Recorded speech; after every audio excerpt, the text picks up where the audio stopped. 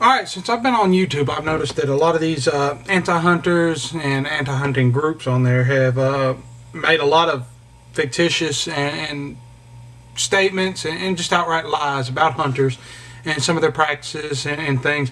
And so I wanted to do some videos addressing it. This is going to be my first one here. I'm going to do this one here right now is on hunters and conservation and what they do to support conservation.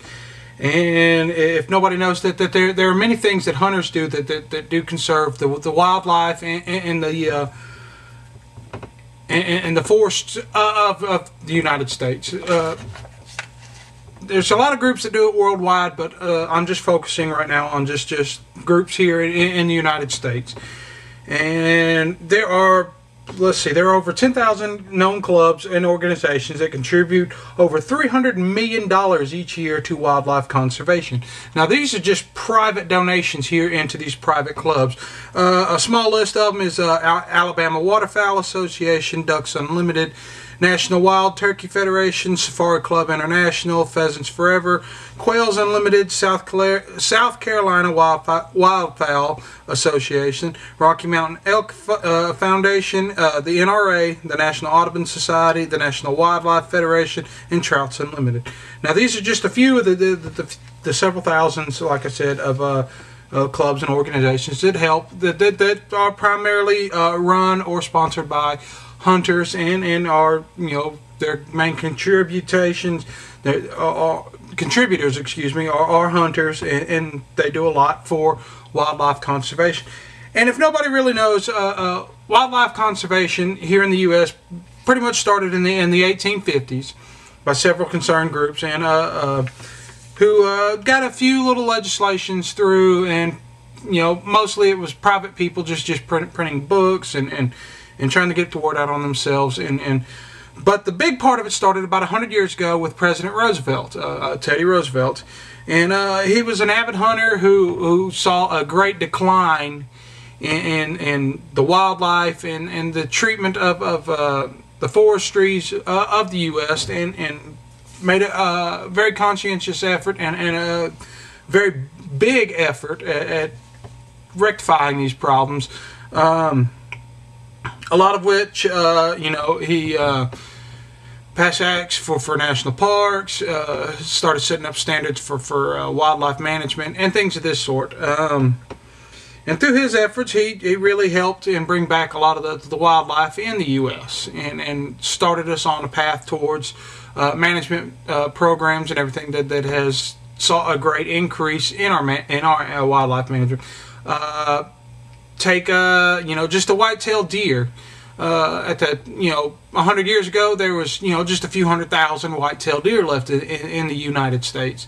Now there is somewhere between about 25 and 35 million deer. You know, the turkey is up to you know, from just a few tens of thousands to you know, several million now. Same thing with your antelope, your elk, your mule deer, all your major species. And you know, your ducks, your migratory birds, all this through management of the species, through managed hunting and just basic conservation of the species. Their numbers are way up from what they were 100 years ago. Let's see, some of the things that Roosevelt did is, you know, he set aside 230 million acres of public land, forages for wildlife, wildlife refuge, bird preserves, national parks, and national monuments and game ranges. Let's see, he helped with one of his with a naturalist friends and one of his mentors, George Bird Ginnell, who was the founder of Forest and Stream, which later became the magazine Field and Stream. They helped form the Boone and Crockett Club, and helped establish many of the game laws and change the ways Americans viewed wildlife. And for those of you who don't know, Boone and Crockett Club is still around, and they still have a sprawling ranch in Montana, and help push forth a lot of conservation and educational stuff for management of wildlife species and for hunting. Okay, we also have had many laws passed that affected for hunters that helped with conservation. Some of those included the Pittman-Robertson Act, which was passed by FDR, which is, he was the nephew of Roosevelt. So here we are. The Roosevelts kept on, a few generations later with the conservation.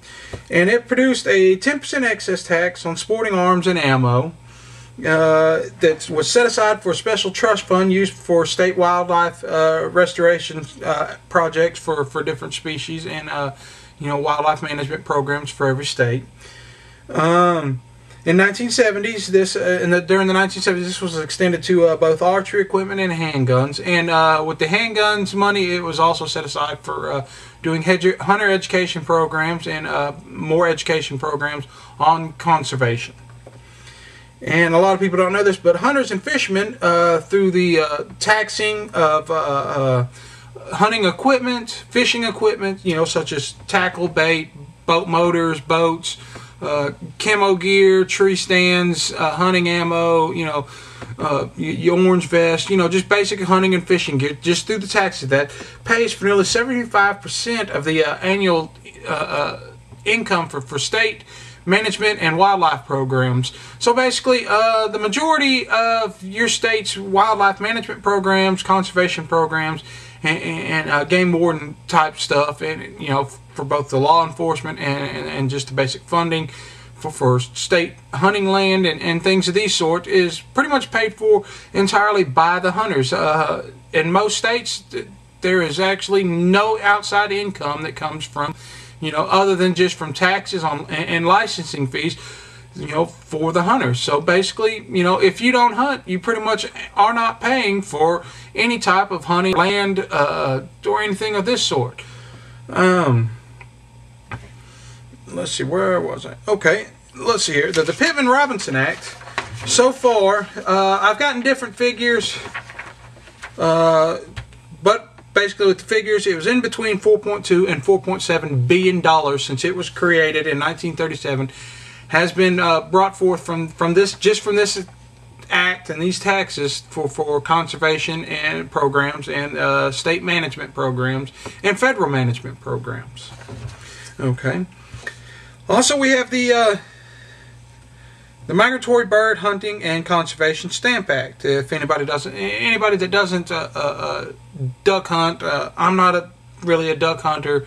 I know about this act, though. I knew about this, and a lot of times I'll just buy a stamp just because I know what the money goes for, and I think it's a good cause.